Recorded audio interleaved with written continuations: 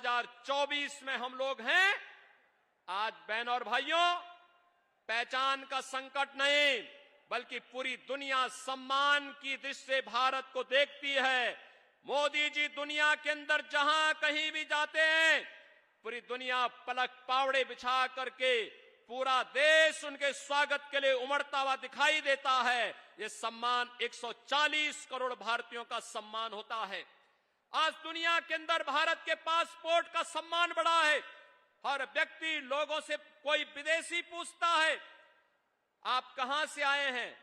भारत से। अच्छा, मोदी के इंडिया से, मोदी के भारत से, यह प्रश्न वह जरूर बोलता है। बहन और भाइयों, हमारा यह सौभाग्य है कि मोदी जी के नेतृत्व में हमने इस नए भारत का दर्शन कर रहे हैं। दुनिया में सम्मान बढ़ा है, देश की सीमाएं सुरक्षित हुई हैं। याद करिए, पहले घुसपैठ होती थी, आतंकी वारदातें होती थी। सुबह की शुरुआत एक नए घोटाले से, एक भ्रष्टाचार से, और सायंकाल होते होते एक नया धमाका आतंकी घटनाएं घटित होती थी। लेकिन आज आतंकी वारदात नहीं होती है।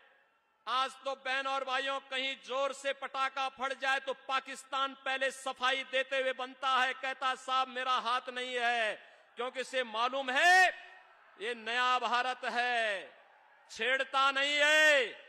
लेकिन अगर कोई छेड़ता है तो फिर उसको छोड़ता भी नहीं है। और इसीलिए एक तरफ सुरक्षित भारत, आतंकवाद से मुक्त भारत, वही दो लड़कों की जोड़ी, फिर अनर्थकारी जोड़ी आ गई है। बहनों और भाइयों, ये समाजवादी पार्टी और कांग्रेस ने जब भी गठबंधन किया है, अनर्थ हुआ है।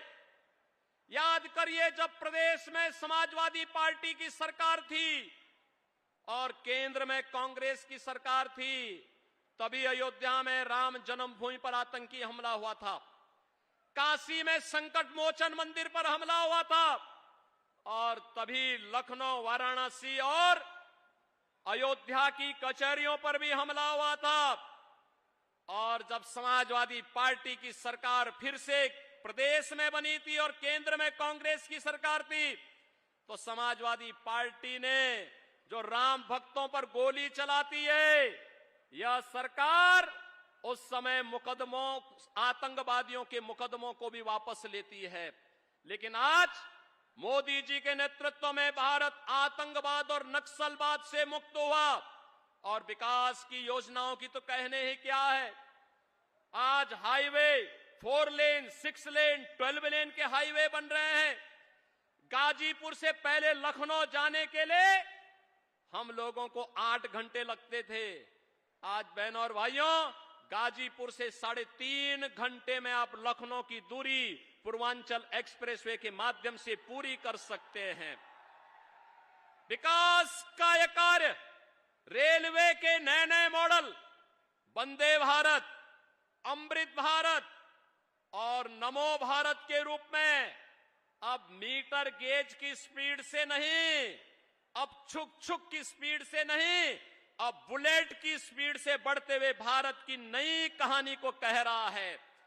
बहनों और भाइयों, AIIMS, IIT, IIM, NIT, triple IT, world class university का एक सौगात, और 1 डिस्ट्रिक्ट 1 मेडिकल कॉलेज में, आपके गाजीपुर में कोई कल्पना करता था मेडिकल कॉलेज होगा? आज तो गाजीपुर का अपना मेडिकल कॉलेज है। हम सबको गौरव की अनुभूति आज इस पर करनी चाहिए। बहनों और भाइयों, यही गंगा मैया बगल से बह रही है। प्रधानमंत्री मोदी जी जब काशी से चुनाव लड़ने के लिए आए, तो उस समय मोदी जी ने कहा था, मैं आया नहीं हूं, ना मुझे किसी ने बुलाया है, मुझे तो मां गंगा ने यहां पर सेवा का एक अवसर दिया है। और अविरलता और गंगा, आज आप देखेंगे गंगा की अविरलता और निर्मलता हम सबके लिए एक मानक बना हुआ है। बहनों और भाइयों, एक तरफ यह कार्य और दूसरी तरफ गरीबों के लिए जो योजनाएं आज देश के अंदर लागू हुई हैं, उत्तर प्रदेश सर्वाधिक लाभ लेने वाला राज्य है, क्योंकि आदरणीय प्रधानमंत्री जी के मार्गदर्शन और नेतृत्व में ये हमारा सौभाग्य है कि मोदी जी उत्तर प्रदेश से हमारा प्रतिनिधित्व देश का प्रतिनिधित्व करते हैं। उत्तर प्रदेश के काशी से सांसद हैं, चाहे वह राशन की फ्री स्कीम, याद करिए भारत के अंदर 80 करोड़ लोग फ्री में राशन की सुविधा का लाभ प्राप्त कर रहे हैं और पाकिस्तान में 23 करोड़ की आबादी भूखों मर रही है। जितनी पाकिस्तान की आबादी है उससे बड़ी आबादी पिछले 10 वर्ष में भारत के अंदर गरीबी रेखा के उबर करके खुशहाल जीवन जी रही है। ये एक नई प्रगति का माप है। आज प्रधानमंत्री मोदी जी ने देश के अंदर चाहे वह आयुष्मान भारत की योजना के माध्यम से हर गरीब को लगभग 60 करोड़ गरीबों को प्रतिवर्ष 5 लाख रुपए का आयुष्मान कार्ड की सुविधा दी है। और मोदी जी की घोषणा है, मोदी जी की गारंटी है कि 4 जून को जब फिर एक बार मोदी सरकार बनेगी तो 70 वर्ष से ऊपर के हर एक व्यक्ति को प्रतिवर्ष 5 लाख रुपए आयुष्मान भारत कार्ड की सुविधा से आच्छादित किया जाएगा। उसे सुविधा फ्री में उपलब्ध होगी। बहनों और भाइयों, किसानों को किसान सम्मान निधि, हर गरीब के घर में शौचालय या फिर उज्ज्वला योजना का कनेक्शन, 10 करोड़ लोगों को उज्ज्वला योजना का कनेक्शन भी मिला है। और उत्तर प्रदेश में तो होली और दीपावली को एक एक भरा हुआ सिलेंडर भी इन परिवारों को उपलब्ध हो रहा है। बहनों और भाइयों, 10 वर्ष में 4 करोड़ से अधिक लोगों को, गरीबों को मकान मिला है। तो मोदी जी की गारंटी है कि अगले 5 वर्ष में बाकी बचे हुए गरीब जिसके पास अपना मकान नहीं, उनको सिर ढकने के लिए एक एक आवास भी पीएम आवास योजना के अंतर्गत देंगे। सम्मान भी, सुरक्षा भी, विकास भी और गरीब कल्याण भी। और बहनों और भाइयों, विरासत का सम्मान भी। अयोध्या में रामलला का भव्य मंदिर 500 वर्षों के बाद अयोध्या में रामलला फिर से विराजमान हुए हैं। क्या ये काम समाजवादी पार्टी के लोग कर पाते? क्या ये काम कांग्रेस के लोग कर पाते? क्या ये लोग बीएसपी के लोग कर पाते? बहनों और भाइयों, जो दुनिया के लिए, देश के अन्य दलों के लिए असंभव था, मोदी जी ने उसको मुमकिन करके, जो पिछली बार नारा लगाता कि मोदी है तो मुमकिन है, अयोध्या में 500 वर्षों के बाद रामलला फिर से विराजमान हो गए हैं।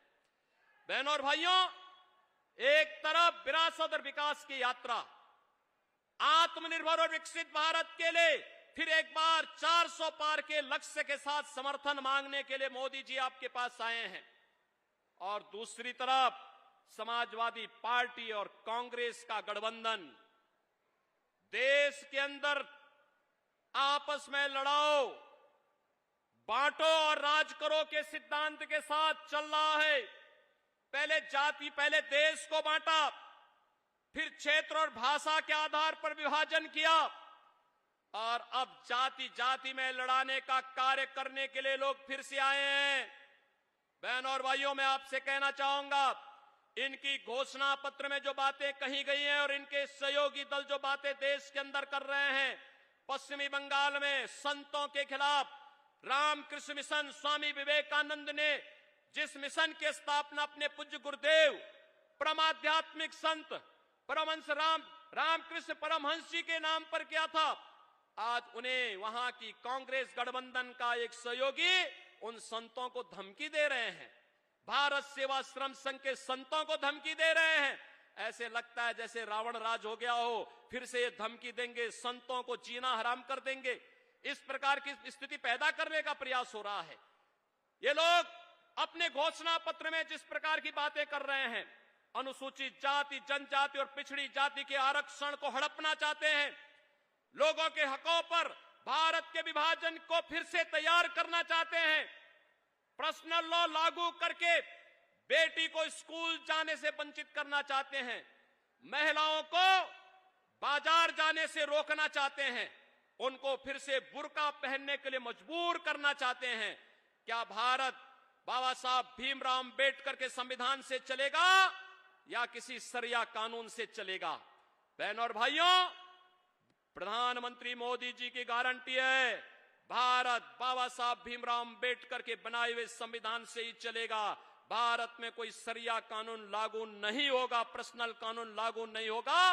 उस मूल्यों के लिए, बाबा साहब भीमराव अंबेडकर के सिद्धांतों के लिए ही मोदी जी ने पंच तीर्थ की स्थापना की। बाबा साहब भीमराव अंबेडकर से जुड़े हुए पंच तीर्थों की स्थापना के कार्यक्रम को आगे बढ़ाया और आज इसी का परिणाम है कि भारत, इतनी सारी योजनाएं मोदी जी के नेतृत्व में मिली, लेकिन किसी का चेहरा नहीं देखा गया, किसी की जाति नहीं पूछी गई, किसी का मत और मजहब नहीं पूछा गया। योजना का लाभ सबका साथ और सबके विकास के भाव के साथ पूरे समाज को दिया गया। लेकिन सपा और कांग्रेस के समय में चेहरा देख करके योजनाएं दी जाती थी, वर्ग विशेष के तुष्टीकरण के लिए योजनाएं बनती थी, बेटी और व्यापारी सुरक्षित नहीं थी। और गाजीपुर तो इसका जीता जागता उदाहरण था। बहनों और भाइयों, गाजीपुर हो या आजमगढ़, मऊ हो या फिर आसपास के जनपद, ये सब भय और आतंक के साये में जीते थे। लेकिन आज आपका आशीर्वाद भारतीय जनता पार्टी के साथ मिला तो बहनों और भाइयों, अगर अयोध्या में रामलला विराजमान हुए हैं तो बड़े बड़े माफियाओं का राम नाम सत्य है भी हुआ है।